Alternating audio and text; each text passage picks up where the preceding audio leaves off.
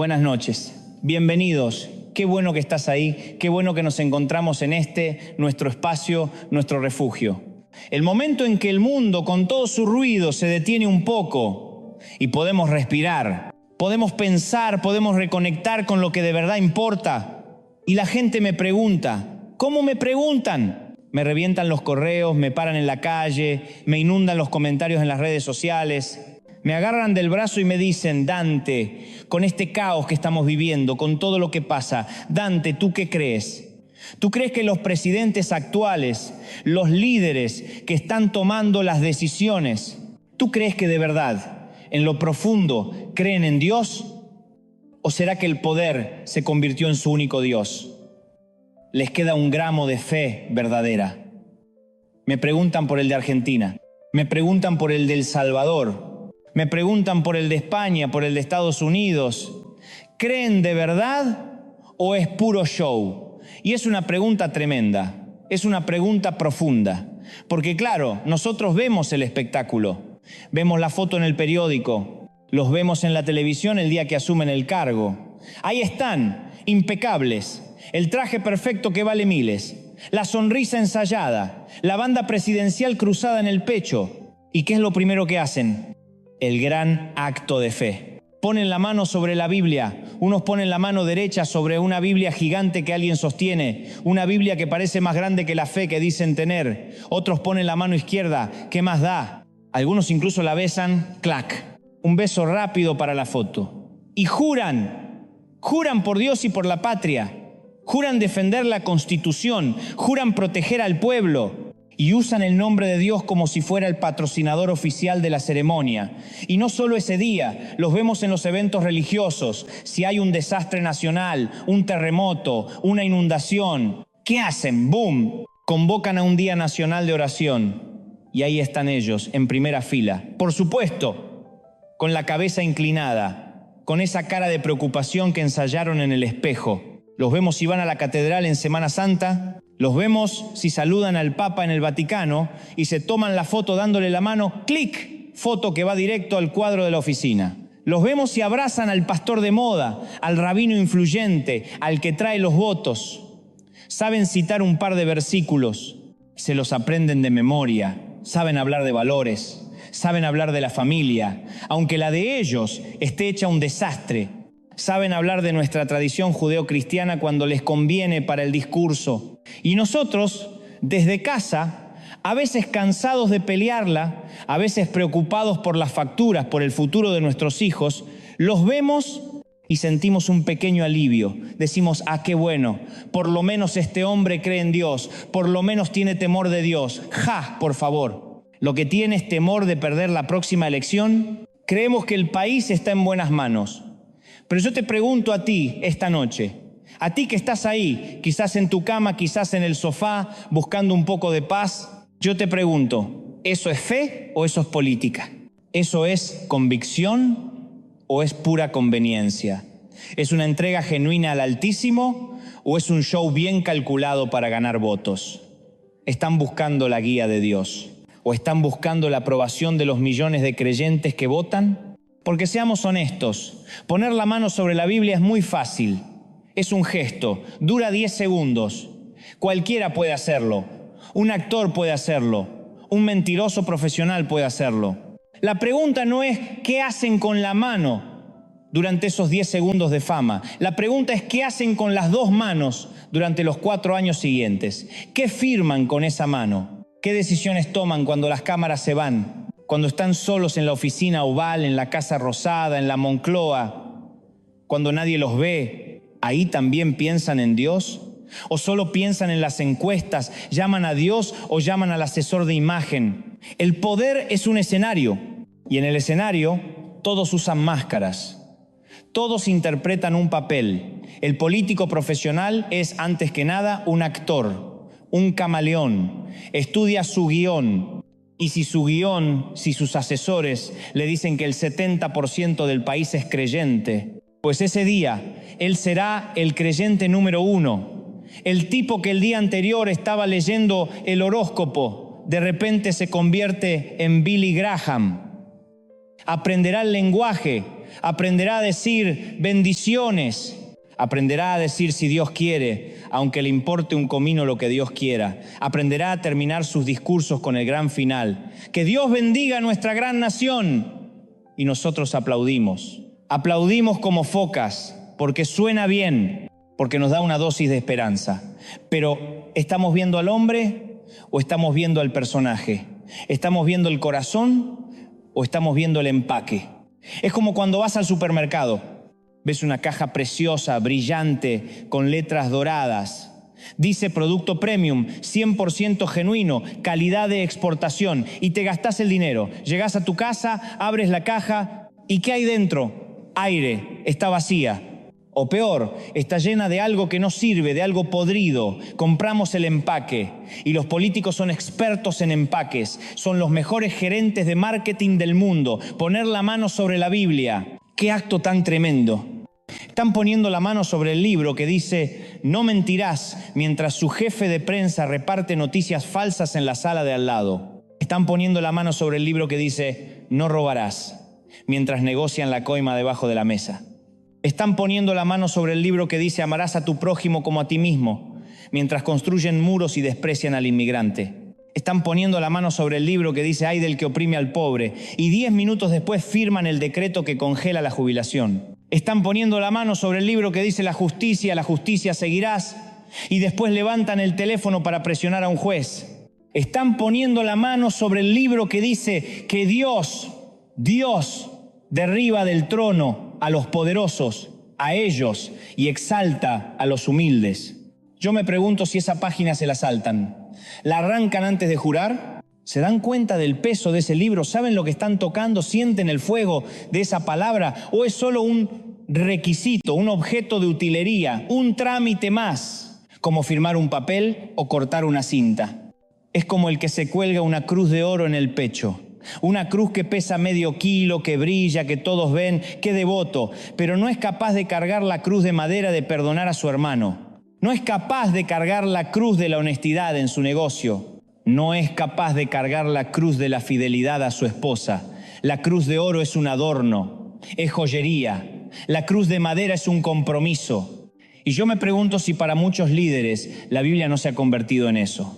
En un adorno brillante para la ceremonia de juramentación. Miramos a nuestros países, vemos el mundo convulsionado, miramos a Argentina. ¡Qué país! Un país maravilloso, un país de gente increíble, pero un país que vive en un electrocardiograma emocional. Pasa de la euforia mesiánica, somos los mejores del mundo, a la depresión más oscura en 24 horas. Y sus líderes son un reflejo exacto de eso. Hablan de fuerzas del cielo, hablan de reconstrucción, citan economistas austriacos, citan filósofos, hablan de todo.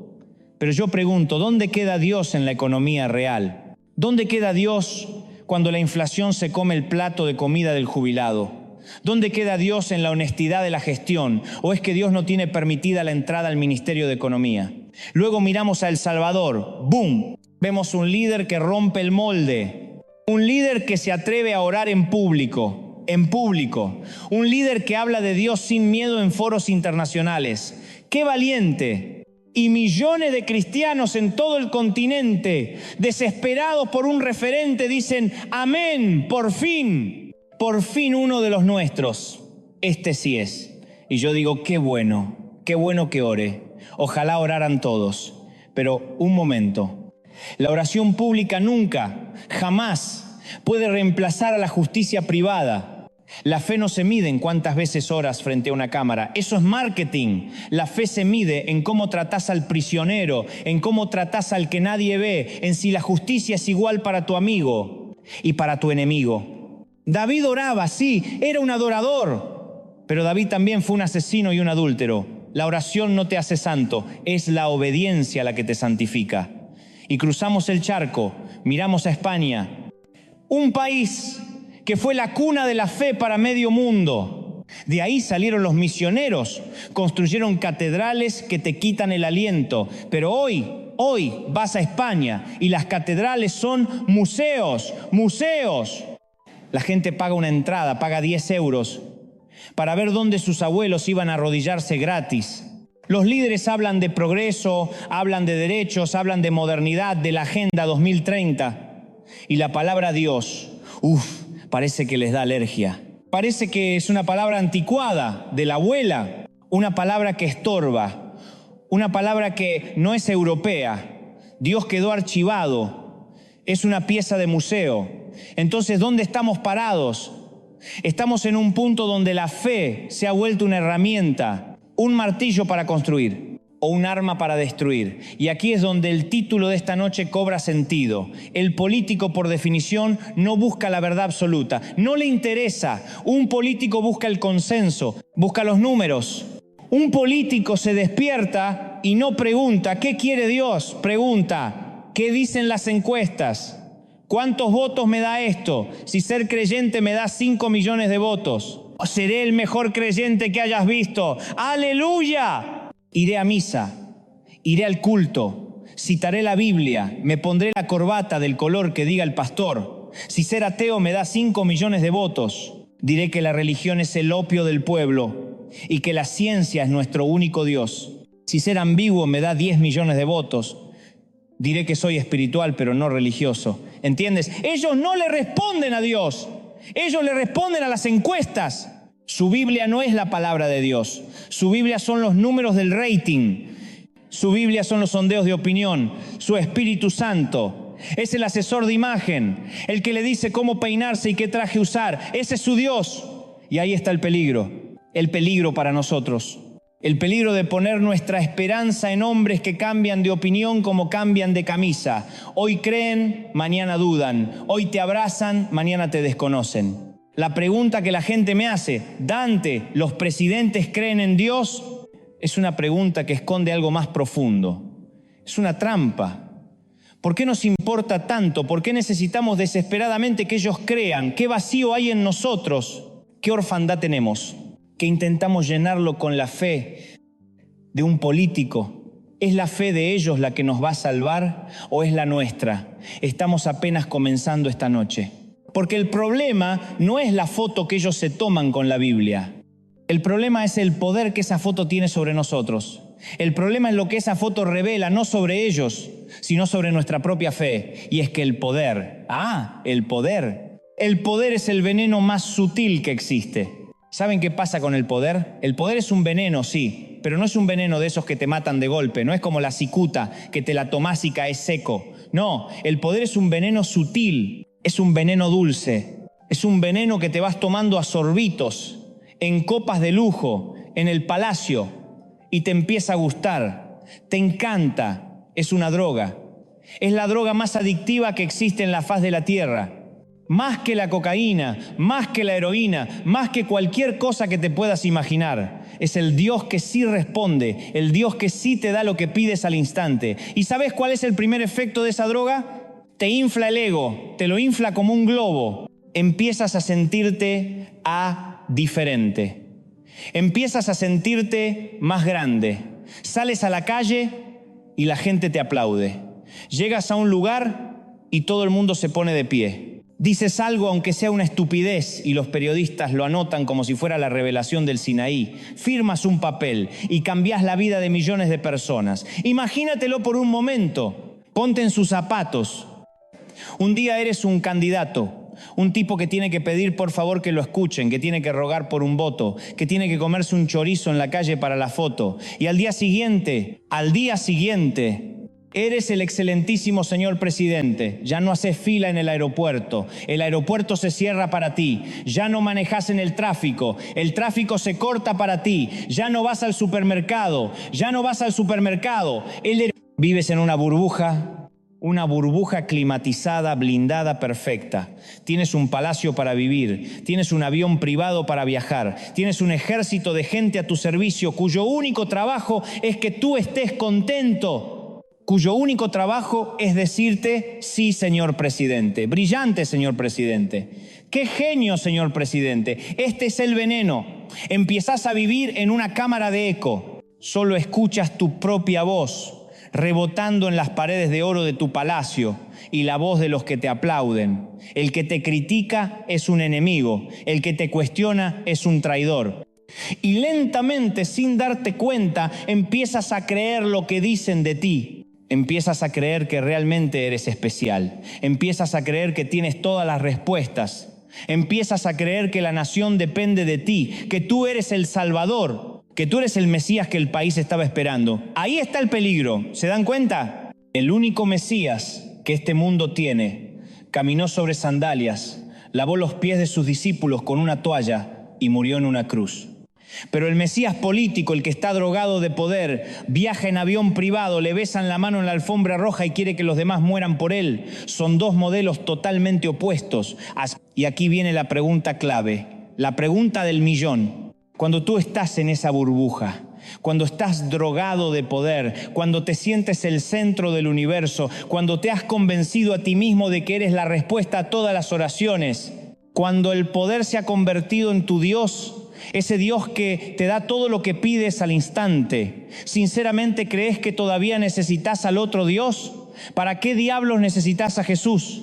Piénsalo bien, ¿para qué lo necesitas? Si tienes un problema económico en el país, una inflación galopante, ¿vas a arrodillarte a orar? No. Levantás el teléfono rojo y llamás a tu ministro de Economía. Llamas a tu equipo de asesores de Harvard, de Yale, de Chicago. Tipos que te traen 20 gráficos en PowerPoint, 30 carpetas, 100 soluciones basadas en números. ¿Dónde entra la oración ahí? No hay tiempo para eso. La economía es ciencia, no fe. Si tienes una amenaza de guerra, un conflicto en la frontera, ¿vas a leer el Sermón del Monte que dice ama a tus enemigos? Por favor. No. Llamas a tu general de 4 estrellas. Llamas al jefe del Estado Mayor. Tipos que te muestran mapas, que te hablan de estrategias, de misiles, de drones, de cuántas divisiones tienes que mover. Te hablan de fuerza, de poder de fuego. Te dicen que al enemigo se lo aplasta, no se lo ama. Si tienes un problema político, si tu popularidad baja en las encuestas, ¿vas a ayunar para buscar la dirección de Dios? No. Llamas a tu asesor de imagen, llamas a tu jefe de campaña. Tipos que te dicen, presidente, tiene que sonreír más. Presidente, tiene que usar este color de corbata que da confianza. Presidente, suelte una lágrima en el discurso. Presidente, tenemos que inventar un enemigo nuevo para distraer a la gente. Échele la culpa a alguien. Presidente, tenemos que hacer un discurso sobre la familia. Eso siempre suma votos. ¿Ves? Entonces Dios se vuelve opcional, se vuelve innecesario. Se convierte en un consultor de lujo, uno al que llamas solo cuando ya probaste todo lo demás y nada, absolutamente nada funcionó. Se convierte en el último recurso. Cuando los economistas de Harvard fracasaron, cuando los generales fracasaron, cuando los asesores de imagen fracasaron, entonces quizás te acuerdas de que existe Dios, pero la fe verdadera no funciona así. La fe no es el plan B. La fe no es la llanta de repuesto que sacás del baúl cuando se te pincha el orgullo. La fe es el volante, es el motor, es el combustible, es el camino. Pero en la burbuja del poder no hay espacio para eso, porque la fe verdadera exige algo que el Dios poder odia con toda su alma. Exige rendición, exige humildad, exige reconocer que no tienes todas las respuestas. Exige decir, no sé, ayúdame. ¿Te imaginas a un presidente saliendo en cadena nacional y diciendo, pueblo mío, la verdad, no tengo idea de qué hacer, no sé cómo arreglar la inflación, no sé cómo parar el crimen, estoy perdido. Voy a pasarme 3 días encerrado orando a ver si Dios me ilumina? Lo destrozan, lo internan. Al día siguiente los periódicos dirían, tenemos un loco en el gobierno. Los mercados se desplomarían. La oposición pediría su renuncia por incapacidad mental. ¿Ves? El sistema no está diseñado para la dependencia de Dios. El sistema está diseñado para la autosuficiencia humana. El sistema te exige que finjas que lo sabes todo, aunque por dentro estés temblando de miedo. Y aquí entra el síndrome de César, el César. Aquí es donde el poder se convierte oficialmente en tu Dios. En Roma, los emperadores no eran solo líderes, eran dioses. Literalmente, se construían templos en su honor, se les ofrecían sacrificios, la gente decía el divino Augusto, el divino Nerón, y ellos se lo creían. ¿Cómo no te lo vas a creer si millones de personas te adoran, si tu cara está en todas las monedas, si tu estatua está en todas las plazas? Hoy no les llamamos divinos, les llamamos su excelencia, pero la tentación es la misma. La gente te trata como a un Dios. Te aplauden cuando llegás, se callan cuando hablas, se ríen de tus chistes, aunque sean malísimos. Te abren la puerta del coche, te sirven el café, vives rodeado de gente que te dice sí a todo. Sí, presidente. Brillante presidente. ¿Sabés lo peligroso que es eso para el alma? El alma humana no está diseñada para recibir adoración. Solo Dios puede recibir adoración. Y cuando un hombre, una pobre criatura de polvo y ceniza, empieza a recibir la adoración que solo le pertenece a Dios, se pudre por dentro. Empieza a creerse su propia propaganda. Y aquí es donde la fe se transforma. Se invierte. Ya no es yo creo en Dios. Se transforma en Dios cree en mí. ¿Ves la diferencia? Ya no es yo sirvo a Dios. Es Dios me sirve a mí. Dios se convierte en un amuleto. Se convierte en el capellán personal de mi gobierno. Es el Dios que bendice mis decisiones, aunque sean una barbaridad. Es el Dios que está de mi lado. Es el Dios que odia a mis enemigos.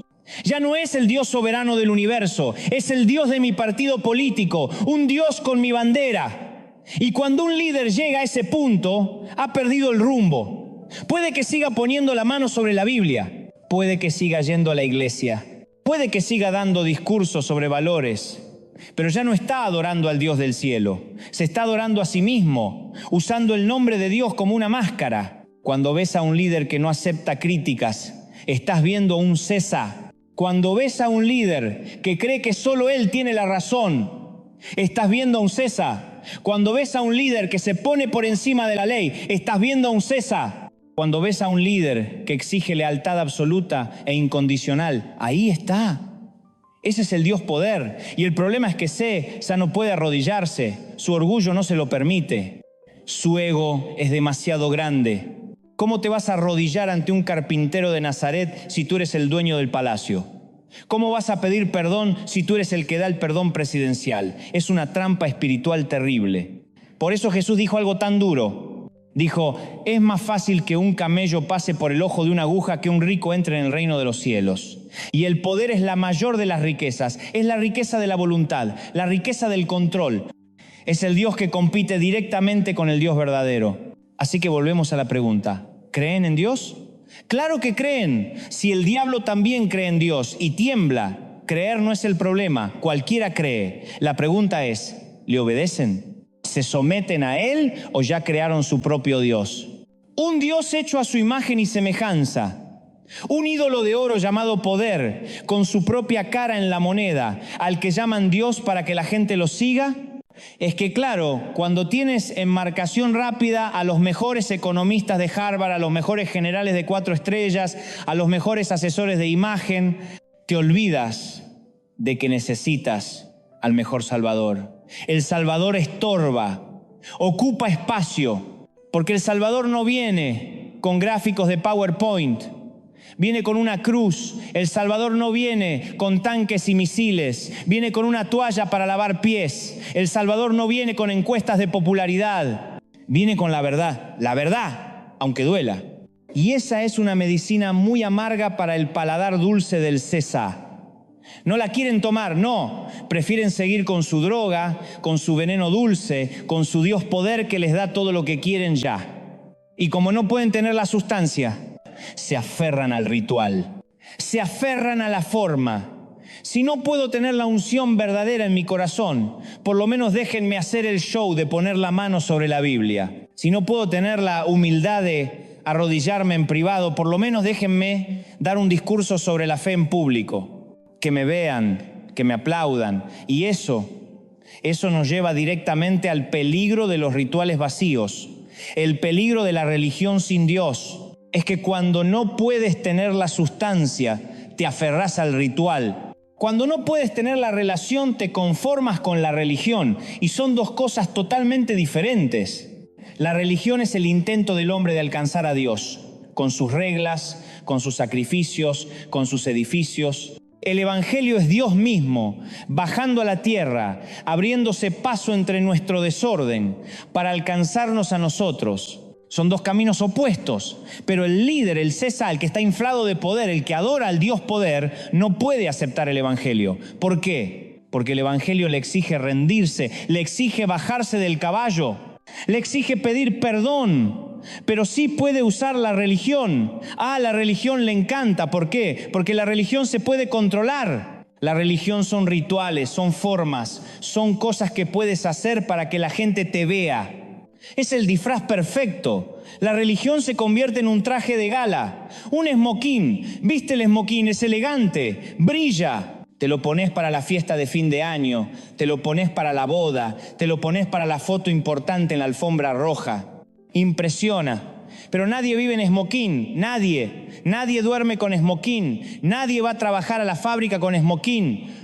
Nadie se sienta a comer un plato de sopa en la cocina de su casa con un esmoquín. Es incómodo, es rígido, te ahoga. Es solo para aparentar. Así es la fe de muchos líderes. Es una fe de esmoquín. Se la ponen el domingo de Pascua. Se la ponen el día del juramento para la foto con la Biblia. Se la ponen para el funeral de Estado. Se la ponen si hay una tragedia nacional y hay que lucir presidencial y compasivo.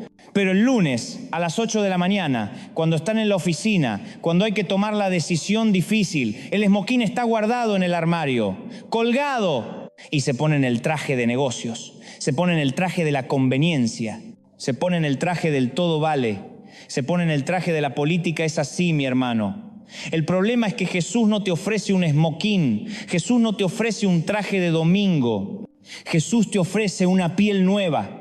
Te ofrece un corazón nuevo, un ADN nuevo. No es algo que te pones y te quitas, es algo en lo que te conviertes. El Dios poder quiere un disfraz, el Dios verdadero quiere una transformación. Y por eso vemos esta esquizofrenia espiritual, vemos esta contradicción andante, vemos al Dr. Jekyll y Mr. Hyde espiritual. La misma mano que se posó sobre la Biblia, sobre el Salmo 23, es la mano que 10 minutos después firma una ley que oprime al pobre, que autoriza algo que Dios prohíbe, la misma mano que se alzó para jurar por Dios. Es la mano que marca el teléfono para hacer el negocio sucio, el acuerdo bajo la mesa para pedir el soborno, para amenazar al juez. La misma boca que dijo que Dios bendiga a nuestra gran nación. Es la boca que le miente al pueblo en la rueda de prensa. Es la boca que difama al oponente. Es la boca que da la orden de reprimir injustamente. ¿Cómo puedes vivir así? ¿Cómo puedes tener a Dios y al diablo en el mismo teclado de marcación rápida? ¿El 1 para Dios y el 2 para el diablo? Es simple, porque el ritual está vacío. La Biblia sobre la que juró no estaba en su corazón, solo estaba en la mesa. Era un objeto, un pedazo de madera, cuero y papel. No era la palabra viva de Dios. Era un amuleto de la suerte, era un objeto de utilería para la obra de teatro que estaba montando. Y esto nos lleva a los dos grandes peligros que vemos en el mundo hoy. Dos maneras de tener un ritual vacío, dos formas de tener religión sin Dios. Por un lado tienes el modelo europeo. Mirás a Europa, el gran continente, la cuna de la civilización occidental, la cuna de la reforma protestante. Vas a España, Francia, Italia, Alemania, ¿y qué ves? Ves catedrales majestuosas, obras de arte que te quitan el aliento, iglesias que tardaron 300 años en construirse, gárgolas, vitrales, órganos gigantes. Pero ¿sabés qué más ves? Las ves vacías, vacías de gente, vacías de espíritu, vacías de poder. Las convirtieron en museos. Literalmente, tienes que pagar una entrada para entrar. Haces una fila, pagas 10, 15 euros y un guía te explica con voz aburrida. Y esta es la pila bautismal del siglo XIV. Y este es el cuadro de la crucifixión de Tiziano. Pagás para ver dónde tus abuelos se arrodillaban gratis. Pagas por ver la cáscara de una fe que ya no existe. ¿Y qué te dice eso? Te dice que han archivado a Dios. Lo han puesto en una vitrina. Lo han catalogado. Miren qué bonito era el Dios de nuestros ancestros. Miren qué interesante este fenómeno cultural llamado cristianismo. Es una pieza de museo, es admirable, es histórico, es cultural, pero está muerto. Muerto. No tiene poder. No cambia a nadie. Es un objeto de estudio. Y los líderes europeos, por supuesto, reflejan eso. Su fe es una fe de museo. Cuando hablan de Dios, si es que se atreven a hablar, hablan de nuestra herencia cultural, hablan de nuestras raíces judeocristianas. Hablan de Dios como si hablaran de Cervantes, de Shakespeare o de Napoleón, como alguien importante que vivió hace mucho, pero que hoy no tiene nada que decir sobre la economía, sobre la inmigración, sobre las guerras, sobre la identidad de género. Dios es cultura, Dios no es el Señor. Dios es cultura, Dios no es el Señor. Ese es un ritual vacío, el ritual del museo, bonito pero muerto. Pero luego cruzamos el charco, venimos a las Américas, a nuestro continente, desde Estados Unidos hasta Argentina. Y aquí el problema es totalmente diferente, es el otro extremo. Aquí las iglesias no están vacías, al contrario, rebosan, no caben. Hay mega iglesias con 20.000 miembros, con luces que parecen un concierto de rock, pantallas gigantes, el mejor sonido. Aquí no tenemos un problema de asistencia, tenemos un problema de intención, porque aquí usamos a Dios de otra manera. Aquí no lo hemos archivado en un museo, aquí lo hemos convertido en un arma política. Aquí no lo hemos convertido en una reliquia, lo hemos convertido en una bandera. Aquí Dios no es una pieza de museo, aquí Dios es el jefe de campaña. Es el que te consigue los votos. Aquí Dios no es el Dios del cielo, es el Dios del poder electoral. Usamos el nombre de Dios para dividir, para crear el nosotros y el ellos. Nosotros somos los buenos, los que creemos en Dios, los que defendemos la familia, los patriotas. Ellos son los malos, los ateos, los comunistas, los progresistas, los que quieren destruir la nación. Puro marketing político. ¿Y qué hacen los líderes? Que no son tontos, se suben a esa ola. Saben que la palabra Dios mueve masas, saben que la Biblia moviliza millones de votos. Entonces toman la Biblia, la Santa Biblia, y no la usan como un mapa para gobernar con justicia, no la usan como un espejo para ver sus propios pecados, Dios les libre. La usan como un garrote, como un palo, ¡pum!, para pegarle al oponente. Toman las palabras de Jesús, palabras de amor, de perdón, de misericordia, y las convierten en eslóganes de odio, en frases para poner en una pancarta, en munición para la guerra de las redes sociales. Usan el nombre del príncipe de paz para declarar la guerra. Hablan de defender la vida y se llenan la boca. Pero no les importa la vida del inmigrante que cruza la frontera buscando un futuro. Esa vida no. Hablan de defender la familia, mientras las suyas están destrozadas por el adulterio, la codicia y el orgullo.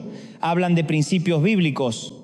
Pero son los primeros en mentir, en robar, en traicionar. Usan el nombre de Dios como un escudo, como una armadura de teflón, para esconder sus propias agendas que no tienen nada de divinas, tienen todo de diabólicas. ¿Ves los dos extremos?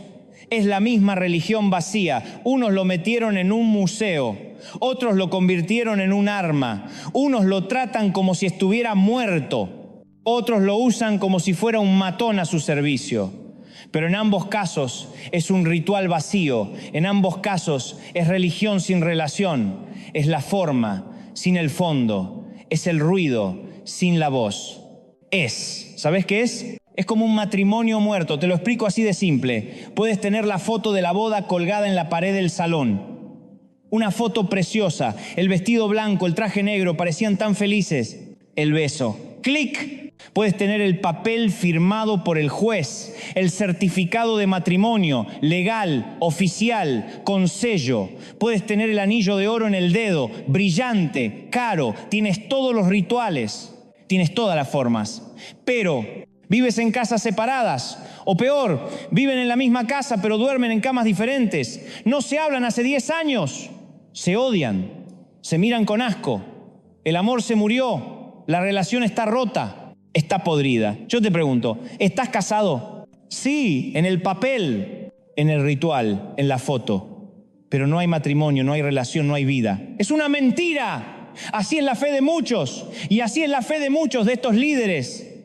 Tienen el ritual, tienen el papel, tienen la foto con la Biblia, tienen el anillo, van a la iglesia, tienen el smoking puesto, pero no hay relación, no hablan con Dios, no escuchan a Dios. Dios no interfiere en sus vidas, excepto cuando lo necesitan para la foto. Y claro, es muy fácil para nosotros esta noche, ¿verdad? Desde la comodidad de nuestro sillón, el trono del juicio.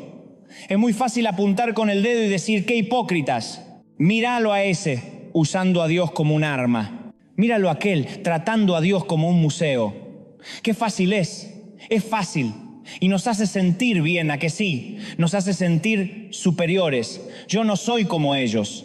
Nos hace sentir que nosotros sí somos los creyentes de verdad. Mírenme a mí, qué santo soy, que descubrí al hipócrita. Pero, un momento, detente ahí, para el carro, frena la moto, quieto ahí. Porque esta noche Dios no me trajo aquí para hablar del presidente de Argentina. No me trajo para que analicemos la fe de Nayib Bukele. No me trajo para que juzguemos al rey de España o al presidente de Estados Unidos. No soy comentarista político. Ellos tendrán que darle cuentas a Dios por lo que hacen. Y créeme, ay de ellos. Su juicio será más duro. Dios me trajo aquí esta noche para hablar de ti y para hablar de mí. Ay, ahora no te gusta tanto, ahora sí se puso incómodo esto. Porque el veneno que corre por las venas de ellos, ese veneno del ritual vacío, esa tentación de usar a Dios como un disfraz, como un amuleto, como un arma, es el mismo veneno que nos tienta a nosotros todos los días de la semana. Y la pregunta que realmente importa esta noche no es si ellos están jugando con la religión. La pregunta que te quema el alma esta noche es si nosotros también lo estamos haciendo. Y es que nos encanta el espejo, pero solo cuando apunta para afuera. Nos fascina, somos expertos. Nos encanta ver la paja en el ojo del político. Es gigante, pero se nos olvida la viga, el poste de luz, el tronco de secuoya que tenemos atorado en el nuestro. Y no lo digo yo, lo dijo Jesús. Así que la queja a Él no es un invento de Dante, es la hipocresía en su forma más pura. Le exigimos al presidente que sea santo, inmaculado. Queremos que sea una mezcla rara de la Madre Teresa de Calcuta, el apóstol Pablo y el rey Salomón para la economía. Todo en uno. Lo queremos perfecto, incorruptible.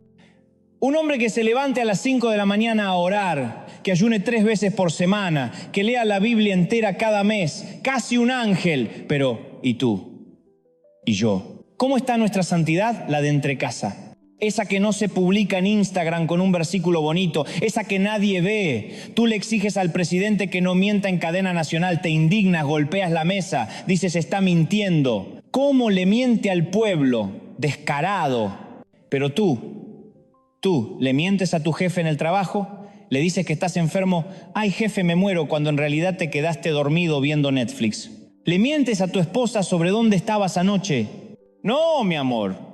Una reunión de trabajo durísima. Le mientes al cliente para cerrarle la venta, exagerando un poquito los beneficios del producto. Esto te cura el cáncer. Ah, pero eso es diferente, ¿verdad? Claro, eso es una mentirita blanca. Qué tierna. Inofensiva. Eso es parte del negocio. Eso es estrategia. Eso es ser inteligente. ¿Desde cuándo la mentira tiene colores? ¿Quién te dio la paleta de colores de la mentira? ¿La tuya es blanca, piadosa, inofensiva, una mentirita rosa con moñito? ¿Y la del presidente es negra, corrupta, diabólica? Por favor, mentira es mentira. Delante de Dios un engaño es un engaño. El tamaño no importa, la intención es lo que cuenta. Y la intención es la misma, ocultar la verdad para tu propio beneficio, punto. Le exigimos a él pureza, pureza total. Le exigimos que sea fiel a su esposa.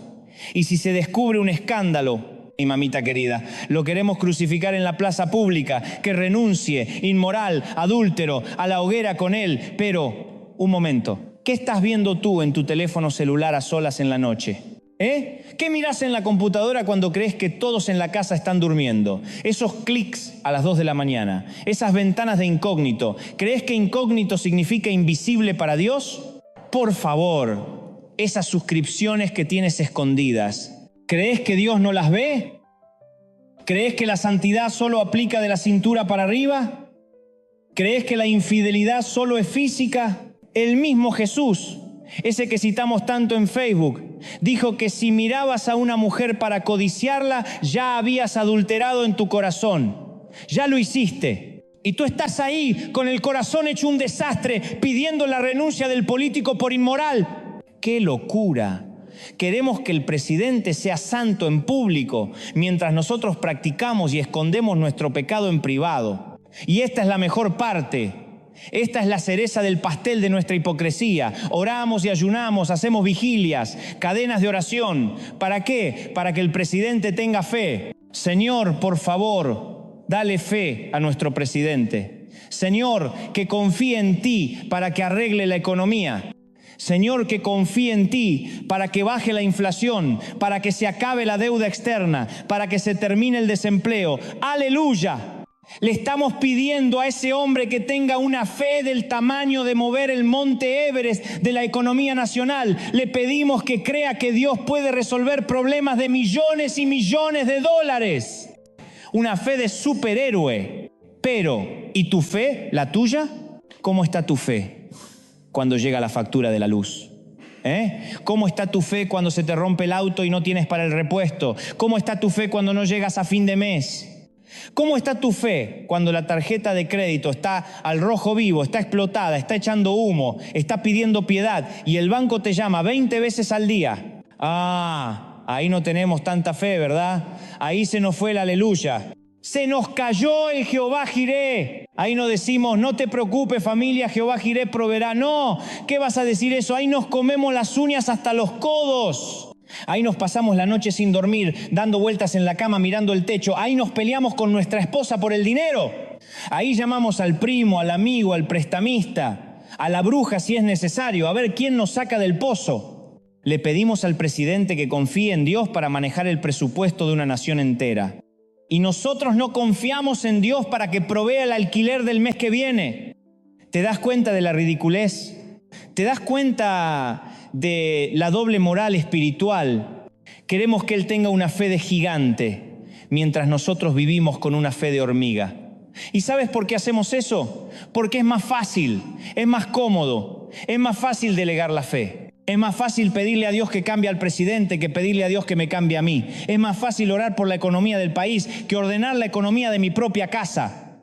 Es más fácil ayunar por la deuda externa que dejar de gastar en tonterías que no necesito. Dejar de comprar cosas para impresionar a gente que ni siquiera le importo. Queremos que Él confíe en Dios, pero nosotros confiamos en nuestro trabajo, confiamos en nuestro título universitario, confiamos en nuestra habilidad, confiamos en la tarjeta de crédito. Ese es nuestro Dios. Confiamos en que ya veremos cómo hacemos. Y cuando el dinero no alcanza, ¿dónde queda nuestra integridad? ¿Dónde queda el Dios proveerá? O Jehová Jireh solo para el presupuesto nacional, pero no se aplica a mi cocina. Y luego nos enojamos. ¿Cómo nos enojamos cuando vemos que los políticos negocian? Esa palabra. Cuando transan, cuando ceden principios. Saltamos del sillón, escupimos la comida, se vendió, es un traidor, comprometió sus valores. ¿Cómo va a negociar con ese otro partido si son el enemigo? ¿Cómo va a firmar esa ley si no es perfecta? Nos convertimos en los guardianes de la pureza ideológica, puros, santos. Queremos líderes que sean de una sola pieza, que no se doblen, que sean de mármol. Pero ¿y tú en tu oficina? ¿Tú en tu trabajo? ¿Cuántas veces al día comprometes tus principios? ¿Cuántas veces te ríes del chiste sucio, vulgar del jefe solo para quedar bien? Solo para que te acepte. Jejeje, qué bueno jefe. Eso es compromiso. Te vendiste por una risa. ¿Cuántas veces ves la injusticia que le están haciendo a un compañero de trabajo? ¿Ves cómo lo maltratan, cómo lo humillan, cómo le roban una idea? ¿Y tú qué haces? Te quedás callado. Mirás la alfombra, mirás tu teléfono, te haces el que no oye. No es mi problema. ¿Para qué? Para no perder tu puesto, para que el jefe no se enoje contigo. Eso no es compromiso, eso es cobardía. ¿Cuántas veces alterás un poquito el informe para que los números se vean mejor? No es mentir, Dante, es maquillar los números. es ser positivo. No es mentira, es corrupción y es compromiso. ¿Cuántas veces le dices al cliente sí a algo que sabes que es no, solo para cerrar el trato? ¿Cuántas veces te unes al chisme de pasillo sobre esa compañera, sobre ese gerente? Te unes a la manada solo para sentirte parte del grupo. Ah, pero eso no es corrupción. No, eso es ser inteligente, eso es saber moverse, eso es estrategia laboral. Pero si el político lo hace, entonces es un vendido y un corrupto. Por favor, ¿a quién queremos engañar? El mismo espíritu de compromiso que vemos en el Palacio de Gobierno es el mismo espíritu que aplaudimos y practicamos en el cubículo de nuestra oficina. El mismo miedo a perder el poder que tiene él es el miedo que tienes tú a perder tu pequeño escritorio, tu pequeño aumento, tu pequeña comodidad. Nos enoja el compromiso de ellos. ¿Sabes por qué? Porque es un espejo gigante de nuestros miles de pequeños compromisos diarios. Nos enoja ver nuestra propia cobardía, pero en pantalla grande, en HD, queremos un David en el trono. Oramos: Señor, danos un rey David, un hombre conforme a tu corazón, valiente, justo, un poeta, un guerrero. Pero nosotros ni siquiera nos atrevemos a ser un David en nuestra propia casa. ¿Sabe lo que hacía David? David se enfrentaba a los gigantes. El tipo no era un cobarde. David se paró frente a Goliat cuando todo el ejército de Israel, hombres de guerra entrenados, temblaba de miedo, se morían de miedo. Y tú y yo, ¿cuáles son los gigantes que tienes en tu casa a los que no te atreves a enfrentar? Ah, ahora no nos gusta, ahora nos ponemos serios. Queremos al David del Palacio de Gobierno, pero no al David de nuestra sala. Quizás el gigante es esa adicción al alcohol o a la pornografía que está destruyendo tu matrimonio. Y tú te haces el tonto, la escondes, borras el historial, como si no pasara nada. Quizás el gigante es la rebeldía de tu hijo adolescente, que sabes que anda en malos pasos. ¿Y qué haces? Prefieres darle más dinero. Toma, hijo, cómprate el teléfono nuevo, la tablet nueva. Le compras cosas para callar tu conciencia antes que sentarte a hablar con él, antes que ponerle límites, antes que amarlo de verdad, aunque te cueste un grito, aunque te cueste una pelea. Quizás el gigante es esa conversación difícil que tienes que tener con tu cónyuge, esa herida que lleva años abierta, pudriéndose, ese silencio que se ha instalado en la mesa. Y prefieren poner una serie en Netflix, mirar cada uno su celular, antes que tocar el tema. Cobardes, queremos un David que mate al Goliat de la corrupción nacional, exigimos que lo mate. Y nosotros no somos capaces de matar al Goliat de nuestro mal carácter. No somos capaces de matar al gigante de la pereza que nos tiene pegados a la cama, al gigante del orgullo que no nos deja pedir perdón, al gigante de la amargura, al gigante del resentimiento contra nuestro padre, contra nuestra madre, que pasó hace 20 años y todavía lo traes en la mochila. Queremos un rey David, pero vivimos como Saúl. Ah, Saúl. ¿Recuerdas a Saúl? Saúl era el rey que se preocupaba por el qué dirán, el rey de las encuestas, el rey del me gusta. Saúl era el rey que desobedecía a Dios, pero luego construía un monumento para sí mismo, para su propio ego. Saúl era el rey que prefería la aprobación del pueblo a la aprobación de Dios. ¿Te suena parecido? ¿Te suena familiar? ¿Cuántas de tus decisiones se basan en qué dirá la gente? ¿Cuántas cosas haces solo para la foto de Instagram, para que la gente crea que tienes la vida perfecta, la familia perfecta, las vacaciones perfectas? Pura fachada, puro filtro. ¿Cuántas veces prefieres quedar bien con tu jefe, con tus amigos, con tu familia, antes que quedar bien con Dios? Vivimos como Saúl, pero exigimos un rey David. Y la gran diferencia entre David y Saúl no es que David fuera perfecto. David fue un desastre con patas, fue adúltero, fue asesino, hizo cosas terribles. La gran diferencia, escucha esto, es que cuando David fue confrontado con su pecado, se rompió, se hizo pedazos, se arrepintió, se tiró al suelo y dijo: pequé contra Dios. Saúl, cuando fue confrontado, ¿dio excusas? No, fue el pueblo, fue la culpa de las ovejas. Es que me presionaron. ¿A quién te pareces más? ¿Al que se rompe y se arrepiente o al que da excusas y culpa a las ovejas? Queremos que el presidente sea un profeta valiente, mientras nosotros somos cobardes en nuestro propio metro cuadrado. Queremos que él sea un líder de fe inquebrantable, mientras nuestra fe se derrite como un helado en verano ante el primer problema serio.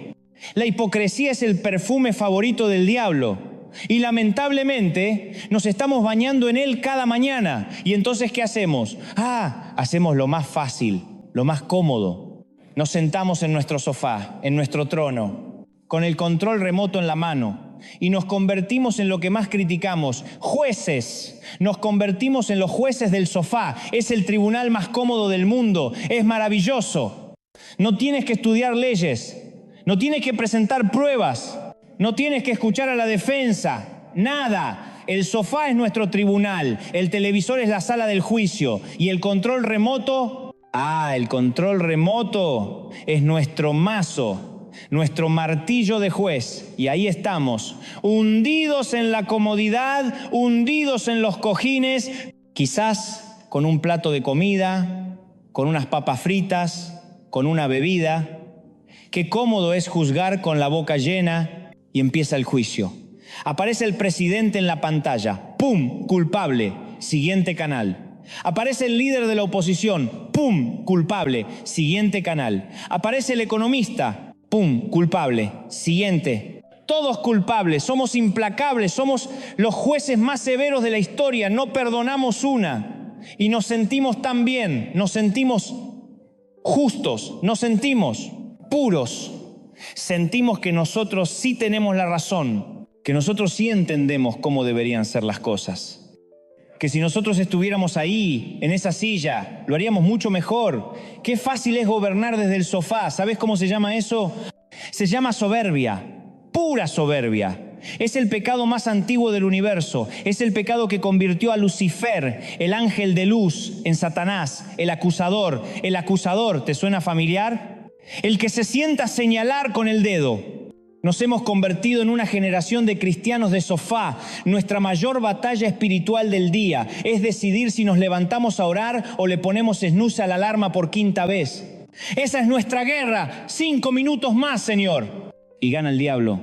Nuestra mayor prueba de fe es si el wifi está lento. Ahí sí clamamos al cielo. Señor, dame paciencia con este internet.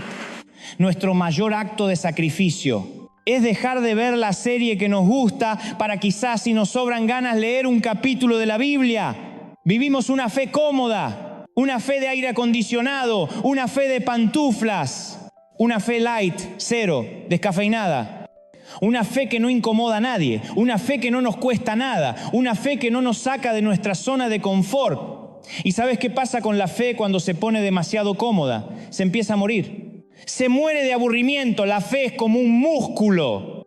Si no lo usas, se atrofia. Si no lo pones bajo presión, se debilita. Si no lo llevas al límite, se encoge. Y nuestra fe se está encogiendo, se está volviendo raquítica. Y como no tenemos verdaderas batallas espirituales que pelear, nos inventamos batallas falsas, guerras imaginarias. Y la batalla más fácil, la más entretenida, la que no tiene ningún riesgo, es juzgar a los políticos. Es perfecto, no arriesgas nada, nada. No tienes que ir a predicarle a tu vecino difícil, ese que te odia. No, qué miedo. No tienes que perdonar al que te hirió profundamente. No, que se pudra. No tienes que vender algo tuyo para darle de comer al pobre. No, estoy ahorrando. No tienes que renunciar a ese hábito secreto que te está matando. No, mañana empiezo. No. Es mucho más fácil sentarte a las 9 de la noche a destrozar al presidente. Más fácil y más divertido. Te sientes espiritual, pero no pagaste ningún precio. Te sientes justo, pero no has practicado ninguna justicia. Te sientes sabio, pero no has aplicado ninguna sabiduría a tu propia vida. Es una fe teórica, una fe de opinión, una fe de comentarista de Facebook. Te lo pongo con otra imagen. Es la fe del espectador, la fe de la grada. Estamos en el gran coliseo de la vida. Abajo, en la arena, están los políticos. Están peleando, se están sacando sangre, están luchando contra los leones de la economía, bestias feroces, contra los gladiadores de la oposición, contra las bestias de la corrupción. Y nosotros Nosotros estamos en la grada, en el mejor asiento, con sombrita, con las papas fritas, la gaseosa, cómodos. Y desde ahí, con la boca llena, gritamos: así no se pelea, inútil, cúbrete con el escudo, animal. Usa la espada, qué mal presidente, qué corrupto. Yo lo haría mucho mejor. Claro que lo harías mejor. Qué fácil es ser un experto desde la grada. Qué fácil es ser un valiente cuando no hay leones que te quieran comer. Qué fácil es tener todas las soluciones cuando no tienes ninguna responsabilidad. Pero tú no estás en la arena. Tú no estás sudando sangre. Tú no estás arriesgando el pellejo. Tú solo tienes una boca grande y un asiento cómodo. ¿Sabes? Jesús no llamó espectadores. No vino a montar un show para que lo critiques. Jesús llamó discípulos.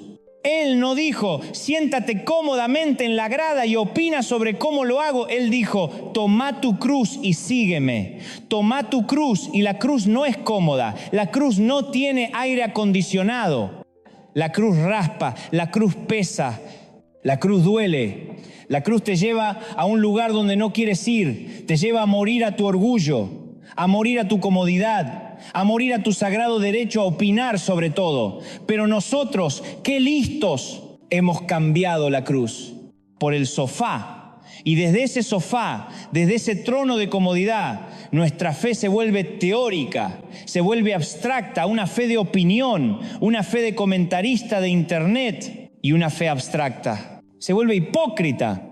Nos enojamos por los grandes pecados de los políticos. Claro, la corrupción de millones de dólares, el escándalo sexual de alto perfil, la mentira en cadena nacional. Y nos parecen terribles, y lo son, pero se nos olvidan nuestros pecados, los nuestros, los pecados pequeños, los pecados respetables, los pecados educados, esos que no salen en las noticias, pero que están pudriendo nuestra alma igual o peor. ¿Cuál es el pecado del sofá? La apatía, el no me importa, el mientras no me afecte a mí. La indiferencia, ver el noticiero, ver la tragedia, ver al niño que sufre y sentir nada, absolutamente nada. Y cambiar de canal para ver el partido de fútbol. La pereza espiritual, la pereza de orar, la pereza de leer, la pereza de servir, la comodidad, el amor a la comodidad. Ahí está el otro Dios. El Dios de nuestro siglo no es Baal, no es Moloch, es el Dios confort. Ese es nuestro ídolo. No me saques de mi confort, no toques mi aire acondicionado, no toques mi cuenta de banco, no toques mi fin de semana libre. Esos pecados no parecen tan feos, ¿verdad? No, no son escandalosos. Son pecados de saco y corbata. Son pecados de gente bien, de gente educada. Pero déjame decirte algo, la apatía es tan mortal como el adulterio. La indiferencia ante el dolor ajeno es tan grave como la corrupción. La pereza espiritual es la puerta de entrada a todos los demás vicios. Cuando Jesús habló con la iglesia de la Odisea en el Apocalipsis, ¿de qué los acusó? ¿De corrupción? ¿De adulterio? No, los acusó de algo peor. Les dijo: tú no eres ni frío ni caliente, eres tibio, y por cuanto eres tibio, te vomitaré de mi boca. Qué palabra tan dura, vomitar, tibio. ¿Qué es un cristiano tibio? Es el cristiano del sofá, es el que está más o menos. ¿Cómo estás? Bien, ahí ando. ¿Cómo va tu fe? Ahí, en la lucha. No es frío, no es un ateo que odia a Dios, pero no es caliente, no está apasionado, no está en llamas, no está dispuesto a dar la vida por Jesús. Está tibio, cómodo, a medias. Y Dios dice: esa comodidad me da náuseas, me provoca el vómito. Porque esa comodidad, esa tibieza es la que nos da la autoridad moral falsa para sentarnos a juzgar a los demás. Como no somos tan malos como el político corrupto, entonces nos creemos buenos. Y aquí viene la trampa maestra del enemigo. Aquí está el genio del diablo. Te tiene tan ocupado, tan entretenido, tan indignado, apuntando con el dedo al presidente, que no te das cuenta de que tu propia casa se está incendiando. Te tiene mirando el palacio de gobierno mientras tu matrimonio se derrumba. Te pasas 3 horas en Facebook, 3 horas, viendo testamentos, discutiendo si el líder del Salvador es un verdadero cristiano o no. 3 horas escribiendo, argumentando, buscando versículos, peleándote con un tipo en Taiwán. Y en esas mismas 3 horas No hablaste con tu esposa, no jugaste con tus hijos, no oraste por tu familia, no leíste tu Biblia. ¿Quién ganó? Ganó el diablo. Te tiene distraído, te tiene entretenido en la grada gritándole al gladiador. Mientras él por la puerta de atrás te está robando la familia, te está robando la paz, te está robando la pasión. ¿Te das cuenta? Nuestra obsesión por la fe de los presidentes es una distracción satánica. Es una cortina de humo, porque mientras tú estás preocupado por la nación, estás descuidando tu primera nación. Tu casa, mientras estás preocupado por la santidad del gobierno, estás descuidando la santidad de tu propio corazón. Y tú, mujer que me estás escuchando, que quizás estás sola esta noche, que te sientes ansiosa, que mirás las noticias y te llenas de miedo. El mundo se está acabando, la economía se desploma, los valores se pierden. Y oras, Señor, ¿qué va a pasar? Y pones tu esperanza en que venga un presidente bueno, un presidente cristiano, un ungido. Piensas, si tuviéramos un hombre de Dios en el poder, todo se arreglaría. Si tuviéramos un líder que ore, mi ansiedad se iría. Déjame decirte algo con todo mi amor. Estás poniendo tu esperanza en el lugar equivocado. Estás buscando un salvador político. Y cada vez que el pueblo de Dios busca un salvador político, termina en desastre. Siempre. Pregúntale al profeta Samuel. El pueblo de Israel vino y le dijo: estamos cansados de que Dios nos gobierne. Es muy complicado. Queremos un rey de carne y hueso, un tipo alto, guapo, que se vea bien a caballo, que salga en la tele. Queremos un rey como el que tienen todas las otras naciones. Queremos un César. Y Dios le dijo a Samuel: dales el rey que quieren, dáselo. No te están rechazando a ti, Samuel. Me están rechazando a mí. Y les dio a Saúl el tipo alto, el tipo guapo, el que se veía perfecto en el caballo, el que ganaba todas las encuestas. ¿Y cómo terminó? Terminó loco, celoso, consultando brujas y suicidándose en el campo de batalla. Cada vez que pones tu esperanza en un hombre, ese hombre te va a fallar. Sea pastor, sea presidente, sea sacerdote, sea quien sea. Te va a fallar porque es humano, porque está roto igual que tú. Tu esperanza no puede estar en la Casa Rosada, no puede estar en la Casa Blanca, no puede estar en la Moncloa. Tu esperanza tiene que estar en el trono de Dios. Tu paz no puede depender de quién gane la próxima elección. ¡Qué fe tan barata! ¡Qué fe tan débil! Tu paz tiene que depender de quién ganó en la cruz del Calvario. Y por eso juzgamos tan duro. Por eso nos convertimos en fiscales implacables desde el sofá. Porque ponemos nuestra esperanza en ellos.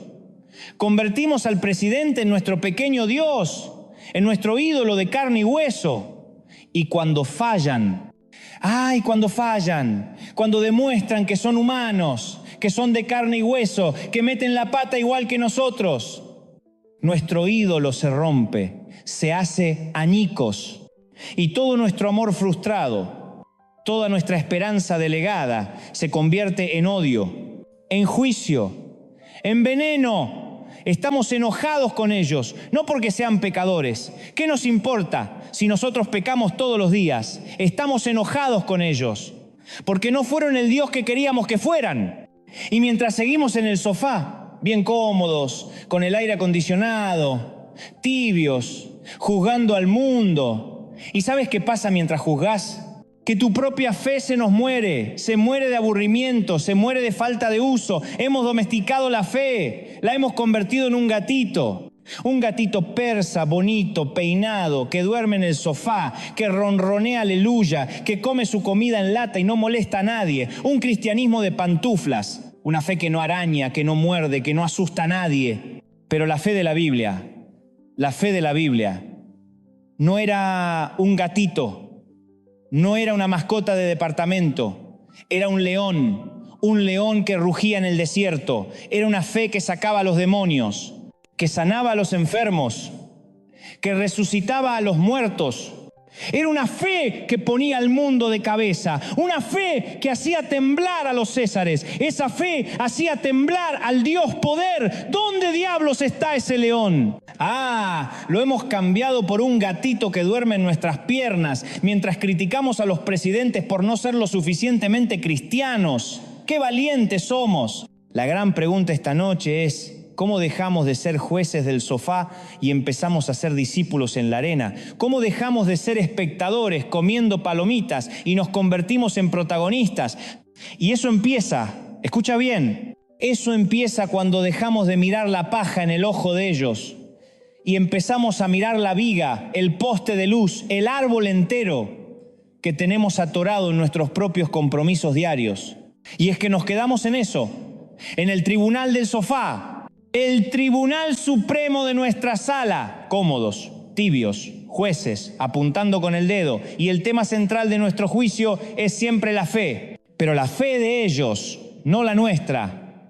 La nuestra no se toca. Queremos que tengan una fe heroica, una fe de película, una fe de Marvel. Queremos un presidente que, cuando el país esté al borde de la quiebra, con una inflación del 200%, con una deuda externa impagable, queremos que él entre a la oficina de gobierno, junte a su gabinete y diga: señores, tranquilos, cancelen la reunión con el Fondo Monetario. No vamos a llamar al Fondo Monetario. No vamos a escuchar a los economistas de Chicago. Vamos a ponernos de rodillas. Vamos a orar y ayunar 3 días porque Dios va a hacer un milagro. Dios va a multiplicar los panes y los peces de la economía nacional. Eso queremos. Queremos un Moisés que abra el mar rojo de la deuda, ¡pum!, y que se ahoguen los inspectores del fondo. Queremos un Josué que toque la trompeta y se caigan los muros de la inflación. Queremos un Elías que haga llover oro del cielo. ¡Aleluya! Y oramos por eso. Señor, dale fe al presidente, tócalo, Señor, que confíe en ti. Qué espirituales somos. Le exigimos que tenga una fe capaz de mover la montaña de la economía nacional, una montaña que pesa millones y millones de toneladas, que está hecha de números rojos, de intereses, de corrupción estructural, de décadas de malas decisiones. Le pedimos que crea que Dios puede mover esa montaña. Y después de esa oración poderosa, llegas a tu casa, abres el buzón y sacas la factura de la electricidad, el sobre del terror, y la abres, temblando, y ves el número. Y el número es el doble de lo que pagaste el mes pasado. El estómago se te cierra, sientes ese frío que te sube por la espalda, y miras tu cuenta de banco en el teléfono, y sabes que no te alcanza. Sabes que si pagas la luz no comes los últimos 3 días del mes. O si comes no pagas la luz y te la cortan. Y te quedas a oscuras. ¿Y qué haces? ¿Qué hace el gigante de la fe que le exige milagros al presidente? ¿Qué haces en ese momento? ¿Te arrodillas junto al buzón? ¿Levantás la factura al cielo y dices: Señor, tú que alimentaste a 5,000, tú que pagaste el impuesto con una moneda en la boca de un pez, yo confío en ti para esta factura de luz. Págala, Señor. ¿Haces eso? ¿De verdad? No me mientas. ¿Qué vas a hacer eso? Sales corriendo a gritarle a tu esposa: ¿por qué dejaste las luces prendidas? Te dije que apagarás el aire. Estamos en la ruina por tu culpa. Y empiezas una guerra mundial en la cocina por una factura. ¿Haces eso? ¿O te pasás la noche entera despierto, mirando el techo, con una acidez que te quema el esófago, pensando: ¿qué hago? ¿Qué hago? ¿Le pido prestado a mi cuñado otra vez? ¡Qué vergüenza! Uso la tarjeta de crédito aunque ya esté explotada. Vendo algo, vendo el perro. ¿Haces eso? ¿Dónde está tu fe en ese momento? ¿Dónde está el Dios que mueve montañas? ¿Se fue de vacaciones?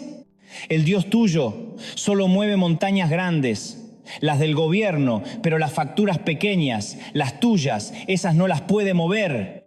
Le exigimos al presidente que confíe en Dios por billones de dólares de deuda externa. Y nosotros no podemos confiar en Él por $100 de luz. ¿Te das cuenta de la locura? ¿Te das cuenta de la hipocresía? Queremos que Él sea un gigante de la fe, un Goliat espiritual, mientras nosotros somos enanos espirituales en nuestra propia casa. Es como si yo, que nunca me subí a un avión, que me da pánico volar, que me mareo en el ascensor, me sentara en la sala de mi casa con mi cafecito y mis pantuflas, a gritarle al piloto de un Jumbo 747 que está cruzando una tormenta terrible sobre el Atlántico, y yo gritando: así no se vuela, idiota, sube la nariz, baja el ala, vas a matarnos a todos, eres un inútil. Y el tipo allá arriba peleando por la vida de 400 personas y yo en el sofá con miedo de subirme a un ascensor. Somos ridículos, absolutamente ridículos. Y así somos con todo. Queremos que el presidente sea un hombre santo, puro, perfecto. Pero nosotros vivimos en la cloaca. Queremos que él tenga la sabiduría de Salomón para tomar decisiones nacionales que afectan a millones. Y nosotros pedimos la sabiduría de Dios para las decisiones nuestras de cada día. ¿Pedimos sabiduría para ver qué carrera tiene que estudiar nuestro hijo? ¿O simplemente le decimos: estudia abogacía que da dinero, deja de soñar con ser músico que te vas a morir de hambre? ¿Pedimos sabiduría para administrar el pequeño sueldo que ganamos? ¿O lo malgastamos en tonterías, en cosas que no necesitamos, en el último celular, para impresionar a gente que no nos importa? ¿Pedimos sabiduría para saber si tenemos que aceptar ese trabajo nuevo? ¿O solo miramos cuánto pagan, aunque ese trabajo nos aleje de nuestra familia y nos pudra el alma? No. Nosotros no pedimos sabiduría, nosotros hacemos números, nosotros analizamos, nosotros sentimos, nosotros creemos que es lo mejor, nosotros somos nuestro propio Dios, pero Él tiene que tener una conexión directa con el cielo para cada decisión, tiene que tener un teléfono rojo directo con el arcángel Gabriel, es una fe delegada, es una santidad delegada. Y lo peor de todo es la ansiedad, ese monstruo que te come por dentro. Esa ansiedad que tienes tú, mujer, que me escuchas a las 2 de la mañana, que no puedes pegar un ojo. Esa ansiedad que tienes tú, hombre, que no puedes dormir pensando en el futuro. Esa ansiedad viene del miedo. Miedo, el combustible del diablo. Miedo a que las cosas no salgan bien. Miedo a que el dinero no alcance. Miedo a la enfermedad. Miedo al futuro de tus hijos. ¿Y qué hacemos con esa ansiedad? ¿Hacemos lo que dice la Biblia? Echa toda tu ansiedad sobre Él porque Él tiene cuidado de ti. ¿Hacemos eso? ¿Vamos a la cruz y descargamos la mochila? ¿Vamos a los pies de Jesús y le decimos: Señor, no puedo más, esta carga es muy pesada, ayúdame? ¿Qué vas a hacer eso? Eso es muy difícil, eso requiere fe. Hacemos algo mucho más fácil, proyectamos esa ansiedad, la vomitamos, la convertimos en un arma. ¿Y contra quién la disparamos? ¡Contra el gobierno!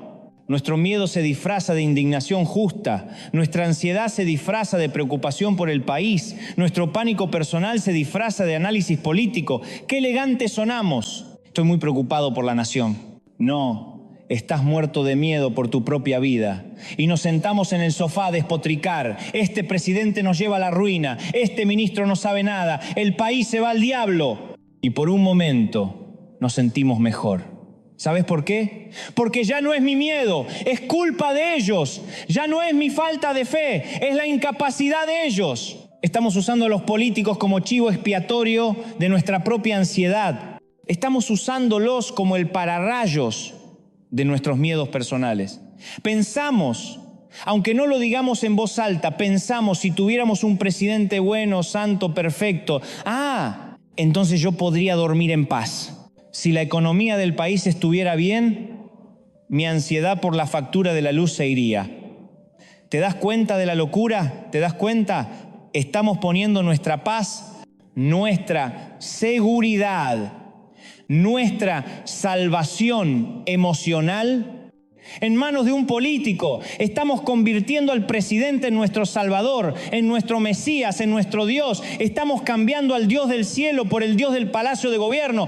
Y cuando ese hombre, que es un pobre tipo de carne y hueso, igual que tú y que yo, lleno de miedo, lleno de pecados, lleno de presiones, cuando ese hombre falla, porque va a fallar, te lo firmo ahora mismo, nos volvemos locos, nos da una rabia, no es solo enojo, es una furia personal, es una traición. ¿Por qué? Porque nuestro ídolo se cayó, ¡pum!, se rompió. El Dios en el que habíamos puesto nuestra confianza, el Dios de la Casa Rosada o de la Casa Blanca, se hizo añicos y nuestro amor frustrado se convierte en odio. No nos enojamos porque sea un pecador. ¿Qué nos importa? Si nosotros pecamos todos los días, nos enojamos porque no fue el Dios que queríamos que fuera.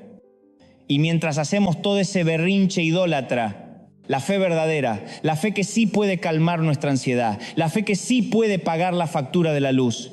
Esa fe se queda guardada en el cajón. Juntando polvo, volvamos a David. Queremos un David en el trono, pero no somos un David en la casa. ¿Sabes por qué David pudo enfrentar a Goliat? Goliat era el problema nacional, el gigante que tenía todo el ejército paralizado de miedo. El problema macroeconómico, la inflación, el FMI, ese era Goliat. David pudo enfrentarlo. ¿Sabes por qué? Porque David ya había peleado sus batallas personales en privado. En el anonimato, él mismo se lo dijo al rey Saúl. Mirá, rey, yo no soy soldado, yo cuido ovejas. Un trabajo aburrido, nadie me ve. Pero cuando yo estaba solo en el campo, solo, donde nadie me veía, donde no había cámaras, donde no había aplausos, vino un león y se robó una oveja. Y yo fui y peleé con el león y se la quité. Y después vino un oso y yo peleé con el oso y lo maté. ¿Entiendes la lección? La fe de David no nació en el campo de batalla público, nació en el anonimato del campo privado. Su fe se forjó peleando contra el león de su propia pereza, contra el oso de su propio miedo. Él probó a Dios en lo pequeño. Él probó a Dios en el día a día, en el trabajo aburrido de cuidar ovejas. Y como Dios le fue fiel con el león, David supo que le sería fiel con Goliat. Como Dios le dio la victoria sobre el oso, David supo que le daría la victoria sobre el gigante. Nosotros queremos saltarnos la parte del león y del oso. No queremos pelear con osos. Queremos la victoria pública contra Goliat sin haber peleado la batalla privada contra el león. Y así no funciona. Tu león es esa factura de la luz. Tu oso es esa enfermedad que te diagnosticaron. Tu león es ese rencor que guardás contra tu padre hace 20 años. Tu oso es esa adicción secreta que nadie conoce. ¿Quieres tener una fe que mueva la montaña nacional? Empieza a usar tu fe para mover la piedra de tu problema personal. Deja de preocuparte por si el presidente tiene fe para el país y empieza a preocuparte por si tú tienes fe para tu casa. Porque si no tienes fe para lo tuyo, para lo pequeño, para lo que tienes frente a tus narices, ¿con qué autoridad moral le exiges al otro que tenga fe para lo gigante? Es hipocresía pura y dura. Y esta hipocresía, esta doble moral, esta fe de sofá, nos lleva inevitablemente al siguiente paso. Nos lleva al territorio oscuro donde todos somos expertos, aunque odiemos admitirlo. Nos lleva al territorio de la negociación, al territorio del compromiso, el territorio del compromiso, el territorio de la negociación. ¡Ay, qué palabra fea! Esa palabra que nos revuelve el estómago, negociar. Cuando la oímos en política nos suena a traición, nos suena a suciedad. Nosotros desde el sofá queremos pureza, queremos héroes, queremos líderes que sean de una sola pieza, que sean de mármol, que digan no y sea no, que digan sí y sea sí. Nos enojamos, hacemos espuma por la boca cuando vemos al presidente o al candidato que un día dijo jamás, nunca pactaré con ese partido. Y al día siguiente, para conseguir los votos que necesita para gobernar, se sienta, toma un café y hace un pacto. Y gritamos, traidor, vendido, se bajó los pantalones, comprometió sus principios. ¿Dónde quedó su palabra? Hipócrita. Queremos un profeta Elías que se pare solo contra los 400 profetas de Baal. Queremos un Daniel en el foso de los leones. Queremos un Sadrac, Mesac y Abednego en el horno de fuego. Queremos líderes que no se doblen, que no negocien, que no cedan 1 milímetro. Y nos sentimos tan justos, tan puros cuando los criticamos. Ahora, basta, suelta el control remoto. Deja las palomitas de maíz que te vas a atragantar de tanta indignación. Deja de juzgar al Palacio de Gobierno. Vamos a hacer un viajecito. Vamos a salir un ratito de la Casa Rosada o de la Moncloa y vamos a entrar a tu palacio, a tu reino, a tu oficina, a tu cubículo, a tu trabajo, a tu pequeño trono de poder. Llegás el lunes por la mañana y ahí está tu presidente, el jefe, el gerente, el supervisor, el que firma tu cheque, el que tiene el poder sobre tu quincena, tu Dios terrenal. Y el jefe, para hacerse el gracioso, cuenta un chiste vulgar, un chiste sexista, un chiste racista, un chiste que se burla de Dios. Y toda la oficina se ríen a carcajadas. Ja, ja, ja. Qué bueno, jefe. Qué ocurrente, ingeniero. Y tú estás ahí, tú, el santo del sofá. Y sabes que el chiste está mal. Tu conciencia, esa vocecita que todavía no has matado del todo, te lo grita. Sabes que ofende a Dios.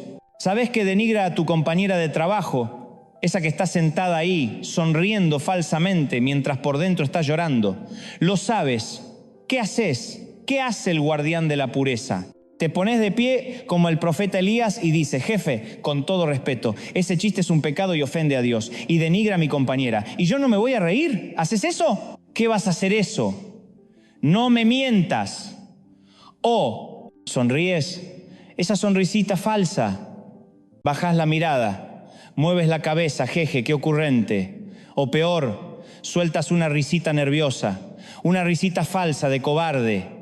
¿Para qué? Para quedar bien, para que no te aíslen, para que no te vean como el fanático, el aleluya, para que no te miren raro, para que te inviten a la próxima reunión, para que te consideren para el ascenso. ¿Sabes cómo se llama eso? Se llama compromiso, se llama negociación. Acabas de pactar con el enemigo, acabas de vender tus principios por la aprobación de tu pequeño Dios, el jefe. Acabas de adorar al Dios poder de tu oficina. Ah, pero eso no es traición. No, eso es ser inteligente. Eso es saber manejar el ambiente laboral. Dante, es que tengo que ser astuto como la serpiente. No, eres cobarde como una gallina. Siguiente escena, reunión de equipo.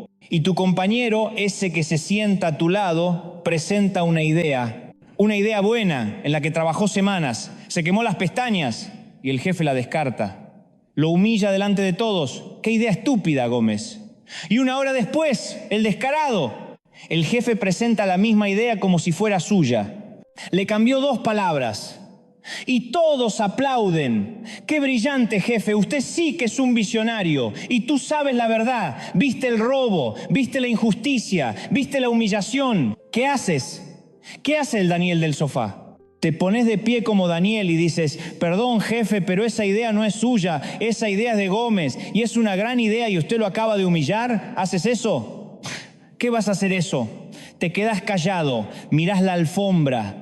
Mirás tu cuaderno, te concentras muchísimo en el dibujo que estás haciendo en el margen de la hoja. Qué interesante se puso esa mosca que vuela. Te haces el que no oyó, el que no entendió. ¿Para qué?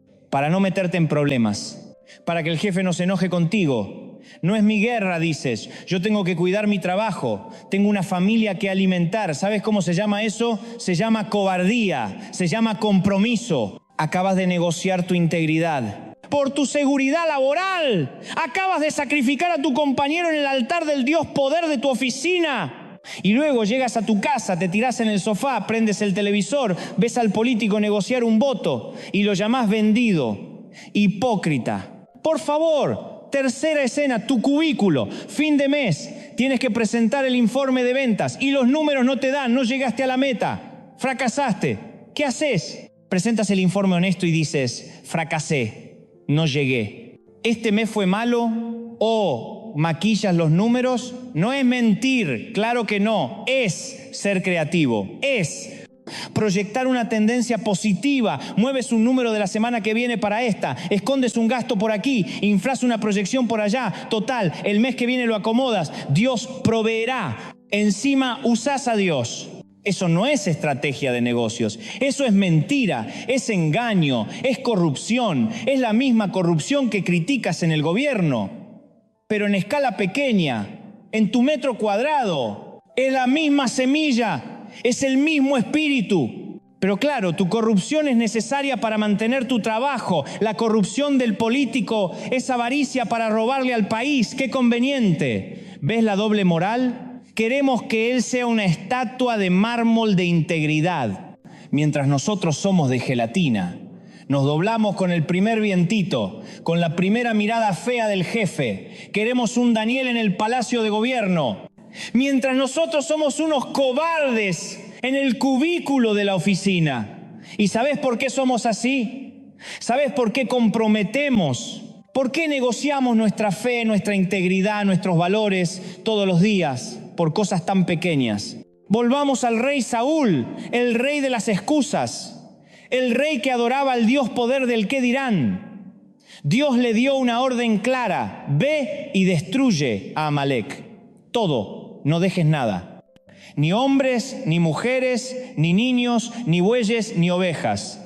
Una orden dura, una orden de juicio. Saúl fue, ganó la batalla, ¿y qué hizo? Desobedeció, perdonó la vida al rey Agag y perdonó lo mejor de las ovejas y los bueyes, lo más gordito, lo más lindo. Cuando el profeta Samuel lo confronta, Saúl miente. No, sí obedecí, todo perfecto. Samuel lo mira y le dice: sí obedeciste. ¿Qué es ese balido de ovejas que escucho? ¿Qué es ese mugido de vacas que oigo? El pecado siempre hace ruido, siempre te delata. Y Saúl, acorralado, confiesa.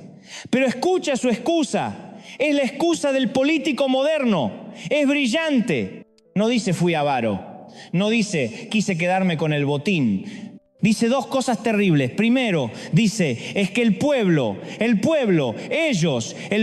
tomó lo mejor para sacrificarlo a Jehová tu Dios.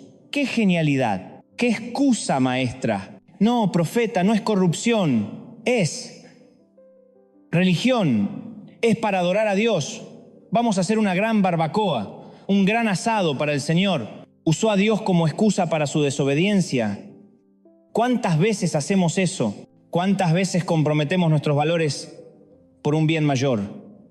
¿Cuántas veces mentimos un poquito para proteger a la familia? Es por el bien de mis hijos. ¿Cuántas veces somos deshonestos en el negocio para poder diezmar más en la iglesia? Usamos a Dios como coartada para nuestro pecado.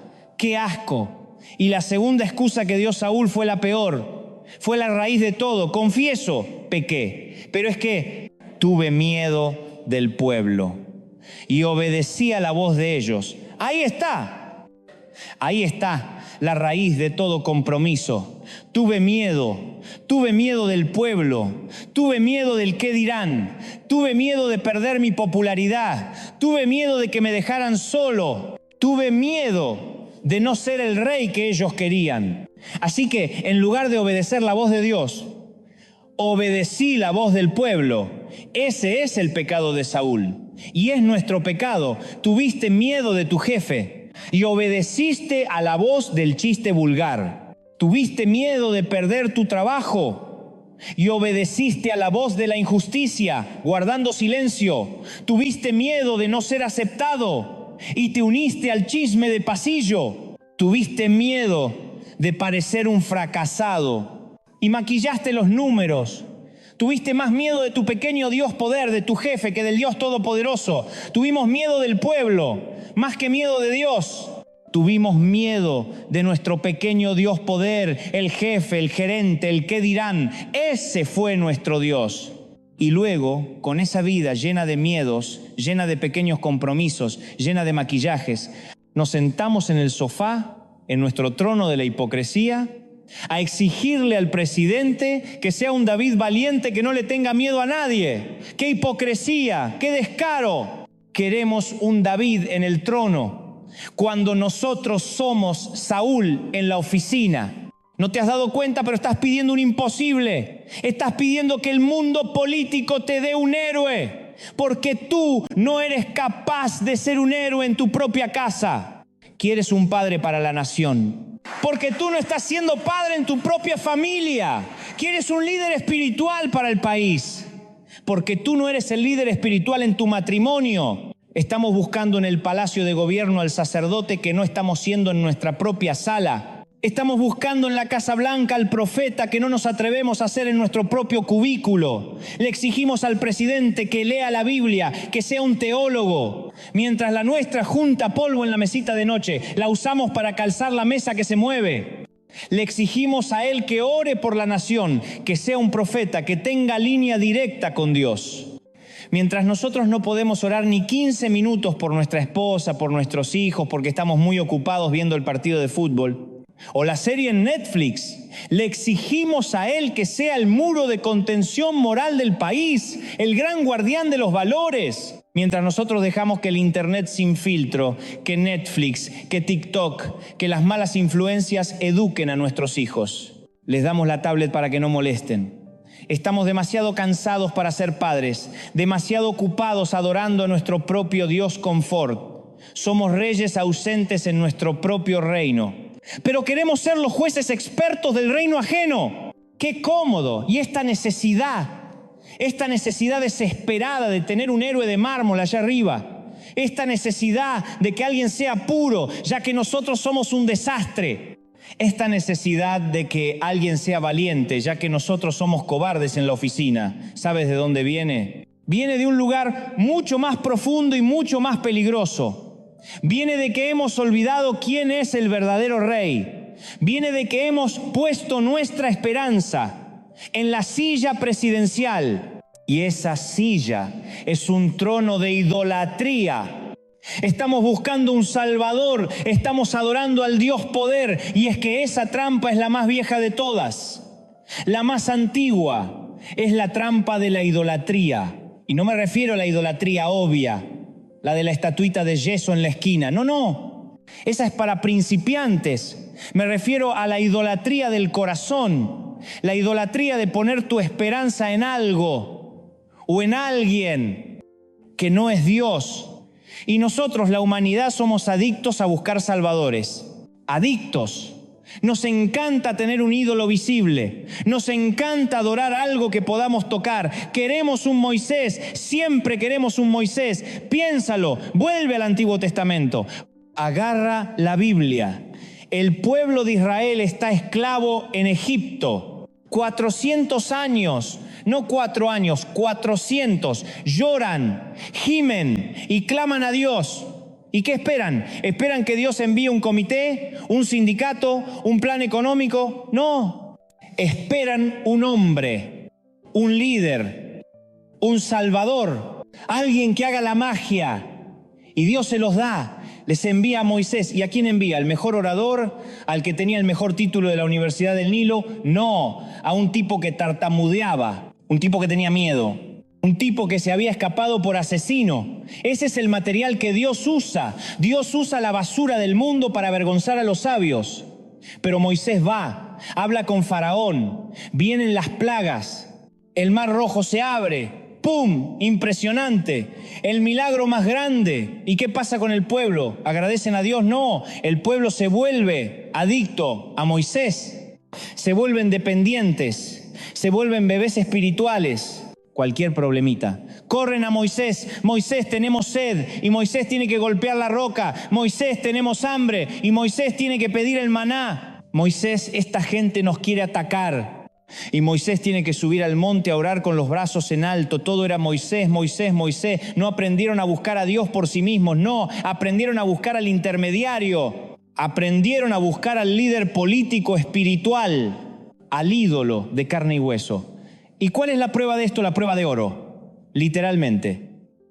Moisés sube al monte Sinaí a hablar con Dios. El líder se va, el ídolo desaparece, se tarda 40 días. 40, no es tanto tiempo. Si acabás de ver el mar rojo abrirse, si acabás de ver a todo el ejército de Faraón ahogado, podrías esperar 40 días, ¿no? ¿Y qué hace el pueblo de Dios? ¿Qué hacen los redimidos? ¿Hacen un círculo de oración? ¿Dónde está el Señor? Ayunan, buscan la presencia de Dios. No, ¿qué van a hacer eso? Eso es muy aburrido. Corren, van con Aarón, el segundo al mando, el vicepresidente. Y le dicen, oye, ese jefe tuyo, Moisés, no sabemos qué le pasó. Se perdió en la montaña, se murió, se fue el jefe, se fue el que nos resolvía todo. Ya no tenemos líder. Así que haznos dioses, haznos un líder nuevo, uno que podamos ver, uno que podamos tocar. No podían vivir sin un líder visible, no podían vivir sin alguien a quien seguir, a quien aplaudir. Necesitaban un ídolo, necesitaban adorar algo. Y Aarón, otro cobarde que obedeció la voz del pueblo, otro Saúl, les dice, tráigame el oro, y funden un becerro de oro. Un ídolo. ¿Y sabes qué es lo más trágico que dijeron? Lo más blasfemo. Bailaban alrededor del becerro y gritaban: Israel, este es tu Dios, que te sacó de Egipto. Por favor, le dieron el crédito al becerro, al pedazo de metal, por la obra que hizo Dios. Le dieron la gloria al ídolo que acababan de fabricar con sus propias manos. Y nosotros leemos eso hoy desde nuestro sofá cómodo del siglo XXI con nuestro internet de alta velocidad y decimos: qué brutos, qué bárbaros, qué ignorantes. ¿Cómo van a cambiar al Dios Todopoderoso por una vaca de oro? Y nos sentimos tan superiores, tan del Nuevo Testamento, tan inteligentes. ¿En serio? ¿En serio crees que hemos cambiado? No hemos cambiado nada, nada, cero. Seguimos siendo los mismos idólatras del desierto. No fundimos becerros de oro, claro que no. Somos más sofisticados, más modernos. Nosotros fabricamos candidatos de oro. Tomamos a un hombre o a una mujer, un político, alguien que habla bien, que tiene carisma, que grita más fuerte, que dice las cosas que queremos oír, que promete mano dura, que dice Dios en el discurso, y le empezamos a poner nuestro oro, le damos nuestro oro, nuestra esperanza, le damos nuestro oro, nuestra confianza, le damos nuestro oro, nuestra lealtad incondicional, le damos nuestro oro, nuestra ansiedad, esperando que Él la calme. Y construimos un ídolo de carne y hueso, y bailamos alrededor de él. Lo seguimos en las redes sociales como si fuera un dios. Ponemos su cara en nuestra foto de perfil. Nos peleamos con nuestros amigos, con nuestra familia. Nos dejamos de hablar con el primo por defenderlo. Nos ponemos la camiseta de su partido como si fuera la camiseta de la selección. Y cuando gana, gritamos: este es el hombre que va a salvar a la nación. Este es nuestro Dios que nos sacó de Egipto. Le damos el crédito al candidato por la salvación que solo le pertenece a Dios. No hemos cambiado nada. Seguimos adorando al becerro de oro, solo que ahora el becerro usa traje y corbata. Deja de esperar a un Moisés político para allá. Basta. Deja de esperar que un hombre, uno solo, baje del monte del Congreso con las tablas de la ley que van a arreglar tu vida. El monte Sinaí ya pasó, la ley ya fue dada. Deja de esperar que un hombre golpee la roca de la economía para que salga agua. Por favor. La roca ya fue golpeada hace 2000 años y esa roca es Cristo. Y de Él no brota dinero, no brotan soluciones mágicas para la inflación. De Él brota agua viva. Pero nosotros seguimos buscando al que nos prometa el dinero. ¿Por qué seguimos buscando un salvador en la política? ¿Por qué esta obsesión? Porque, como dijimos antes, somos perezosos espirituales. Nos da flojera. Es más fácil que un hombre arregle el país a que yo tenga que arreglar mi propia casa. Es más fácil quejarme del presidente a que yo tenga que ponerme a criar bien a mis hijos. Es más fácil que un hombre me dé la solución en bandeja a que yo tenga que ponerme de rodillas a buscar a Dios. Queremos un rey, queremos un César, queremos un Dios que podamos ver. Y aquí viene la trampa más sutil del diablo, la trampa maestra, la trampa en la que caen todos los santos. Es cuando ese César, ese candidato de oro, ese becerro con corbata, habla nuestro idioma, usa la jerga evangélica, cita la Biblia, dice que es cristiano, dice Dios te bendiga al final del discurso. Ahí caemos redonditos, como moscas en la miel. Caemos con todo y zapatos. Vemos a un Nayib Bukele orando en público, hablando de Dios.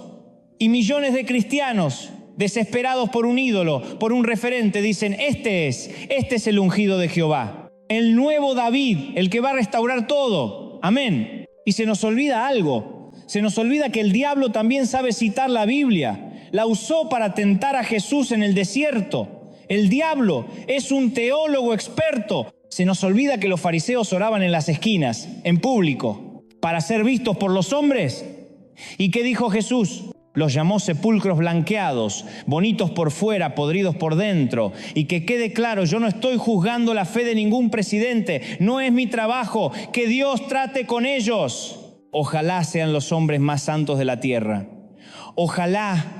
Yo estoy juzgando nuestra reacción de bebés espirituales, nuestra reacción idólatra. En el momento en que ponemos a un líder cristiano en un pedestal, En ese mismo instante dejamos de seguir a Cristo y empezamos a seguir a un hombre. Nos convertimos en sus defensores, en sus abogados, en sus fanáticos. Y si Él comete un error, lo justificamos. No, Dante, es que no entiendes la presión del poder. No, es que tuvo que hacerlo por el bien de la nación. No, es que el fin justifica los medios. ¿En serio? ¿Desde cuándo? ¿Desde cuándo el Evangelio dice eso? Si ese mismo error, exactamente el mismo, lo comete el político del otro partido, el ateo, el comunista, lo crucificamos, lo queremos ver colgado, pero si lo comete nuestro candidato cristiano, pobrecito, lo perdonamos, lo justificamos, lo maquillamos. Es que está en una guerra espiritual. Por favor, eso es idolatría. Es el mismo pecado del becerro de oro. Es poner tu lealtad en el ídolo que fabricaste en lugar de ponerla en el Dios que te creó. Deja de buscar un Constantino. Constantino fue el emperador romano que supuestamente se convirtió y legalizó el cristianismo. ¿Y sabes qué pasó? El día que el poder abrazó a la iglesia, la mató. La iglesia se volvió religión oficial, se volvió cómoda, se volvió tibia, se llenó de política, se llenó del Dios poder. Y la iglesia, que nació en el fuego del Espíritu Santo, casi se muere de frío en los palacios de mármol del gobierno. El poder político, el Dios poder, no es amigo del Evangelio. Métetelo en la cabeza. El poder político siempre trata de usar al Evangelio, de controlarlo, de ponerle un traje y hacerlo desfilar para sus propios fines. Quiere un león domesticado, quiere un gatito que ronronee en sus piernas. Deja de esperar a un político para salvar a tu nación. El Salvador ya vino, hace 2000 años. Su nombre es Jesús. No vino en el Air Force One, no vino en un avión presidencial, nació en un establo entre la paja y los animales, no vivió en un palacio. Dijo que no tenía dónde recostar la cabeza. No andaba con asesores de imagen y encuestas. Andaba con pescadores malolientes, con prostitutas, con gente rota. No negoció con César, no negoció con el Dios poder. Le dijo a César lo que era de César y a Dios lo que era de Dios. No buscó tu voto, buscó tu corazón. No te prometió arreglar la economía, te prometió perdonar tus pecados. No te prometió seguridad social, te prometió vida eterna. ¿Y sabes qué? No lo elegimos, lo crucificamos, lo matamos.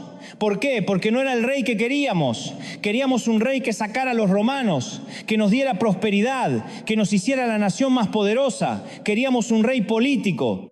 Queríamos un César judío. Queríamos nuestro becerro de oro. Y Él vino a ser el Cordero de Dios, pero Él resucitó y está vivo y está en el trono. No en el trono de Argentina, no en el trono del Salvador, no en la Casa Blanca. Él está en el trono del universo.